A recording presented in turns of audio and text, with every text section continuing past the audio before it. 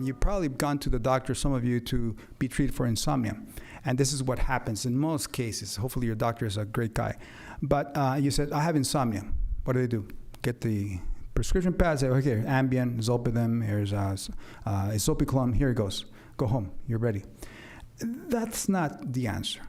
The answer, you need to find out why you have insomnia. So we have the 3 Ps, insomnia, predisposition. We cannot change this very much. We may be able to advise you about not worrying too much. But precipitating factors, sometimes we can intervene here. There's usually some type of stress. For example, I had a colleague that came and saw me at UCSD, a colleague from the VA, because I work in both places. And he said, I had insomnia for a year. I've tried everything. They work, but I'm not satisfied. I want to get off these things. I want to stop. So the next question is, on year, what happened a year ago? And he starts thinking, he got promoted. Now he's chief of something or other. He's got a bunch of lazy doctors under his belt. And he has to push him. He's under a lot of stress. And so I told him, I think that's the cause. So we can work together. You can cope or you can quit.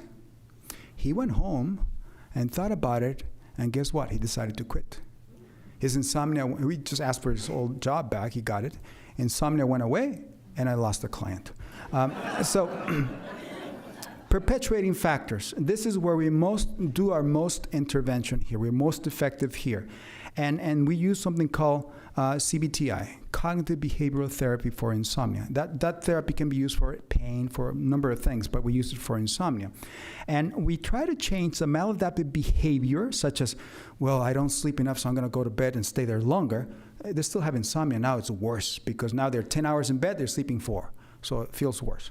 Or the television. Who told you that television was a sedative hypnotic? Television is designed to keep you awake.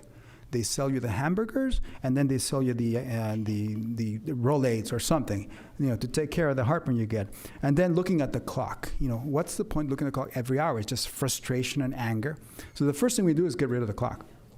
And the television. By the way, the bedroom is only for 2 things, and we're talking about sleep. Maladaptive thinking.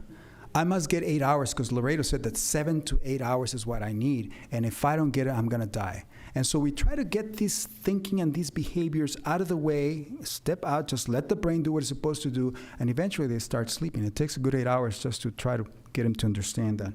So that's how we look at insomnia. There's drugs and things that we use outside that may cause insomnia. Alcohol by itself, caffeine. By the way, caffeine, and somebody who's sensitive to it, even if you can fall asleep, your sleep is not that great when you have caffeine on board. So insomnia, it behooves us to stop any stimulant that we take, even if it's in the morning. Why only drink it in the morning? It does not matter. Diet pills, stimulants, stuff that we find in cold medications, nicotine. Sometimes our patients wake up just to smoke because they're going to withdrawal. So they wake up 2 hours later, they smoke, and then go to sleep, and then the nicotine helps them sleep in a sense because they go through withdrawals.